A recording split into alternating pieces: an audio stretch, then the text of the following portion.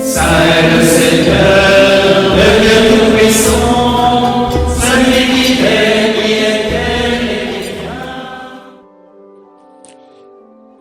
Paix et joie, frères et sœurs en Jésus-Christ. Bienvenue dans votre rubrique Saint du jour, disponible sur notre chaîne YouTube et nos pages Facebook et Instagram. N'hésitez pas à vous abonner pour vous inspirer chaque jour.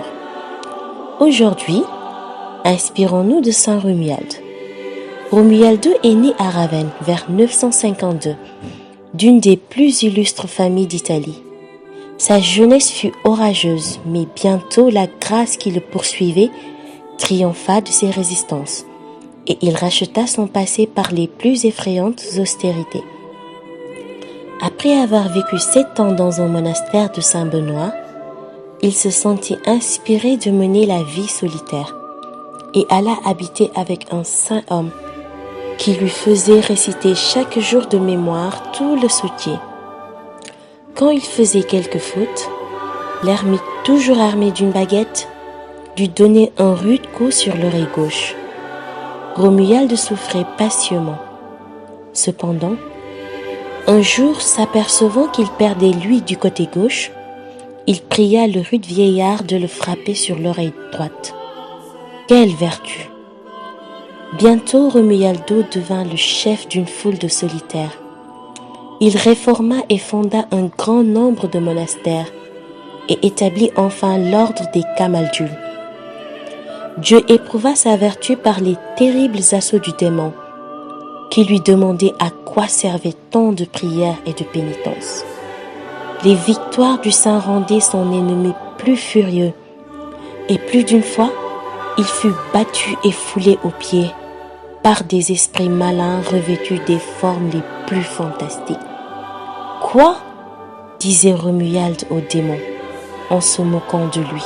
« Tu as été chassé du ciel, et tu viens au désert montrer ta honte. Va-t'en, bête immonde, vilain serpent. » Romualdo jouissait à un haut degré du don des larmes. Il ne pouvait célébrer la messe sans pleurer.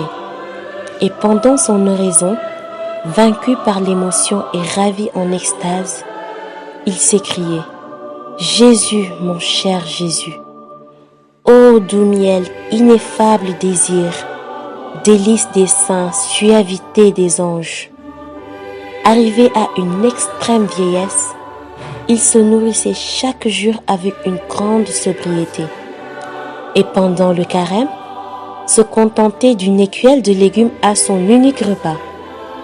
Quelquefois, il demandait certains mets afin de les voir, mais sans y toucher, afin de se garder de tout excès de gourmandise. Voilà un bon morceau bien apprêté, Romuald, disait-il. Tu le trouverais bien de ton goût, n'est-ce pas?